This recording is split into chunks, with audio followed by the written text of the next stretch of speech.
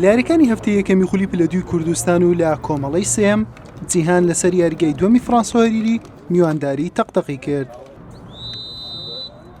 لە سەرەتای یاریەکەوە جیهانی خاوەن ماڵ بە چەند لێدانێکە ڕەشەی لە گۆڵ یانەی میوان کرد. لە ناوەڕاستی نیوە یەکەمەوە تەقتەق بە هێرشالگەڕاوەکان زۆر مەترسیدار بوو، نزیکیش بوو لە گۆڵ تۆمارکردن.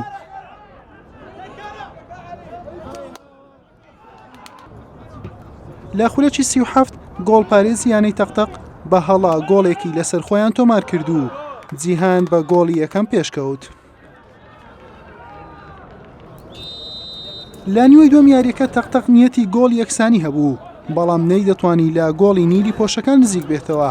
لە بەرامبەردا لێدانە بەهێزەکانی هێرشبەرانی جیهان خەریک بوو گۆڵێکی دیکەشی لێوە بەرهەم بێت، بەڵام یاریەکە بە تاکە گۆڵێکی بێوەڵام بە سوودی یانەی جیهان بە کۆتە هات.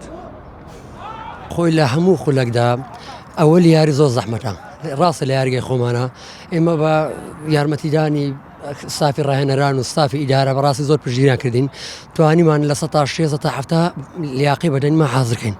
ئەلحەمدولیلا ئەوڕۆ مۆفەق بوون، زۆر باش بوون، خوای بەزیادبی. یاری یەکەمیش زەحمەتە برێم نەرەی بەس باش توانیمان ڕێنمایەکانی ڕاهێنەران جێبەجێ بکەین و ئەلحەمدولیلا سەرکەوتمان بەدەستینە. یاری دووەمیشمان لە یاریگای سێمەڵە ئینشاڵڵا بە پلانێکی تۆکمەوە ڕوبەڕوویان دەبینەوە، ئینشاڵڵا مۆفەق دەبین. لە هەمان کۆمەڵە لە یاریەکی دیکە چۆمان و سێمێڵ بێگەیشتن، یاریەکەش بە بێ گۆڵ و بە یەکسانی بە کۆتا هات. بەمەش جیهان بە 3 خاڵ پێشەنجی کۆمەڵەکەی گرت. هەفتەی داهاتووش جیهان دەبێتە میوانی سێمێڵ و 4 قوڕنەش لە یەکەم یاری خۆی میوانداری چۆمان دەکات. حوسێن محەممەد، کەناڵی ئاسمانی پێام، هەولێر.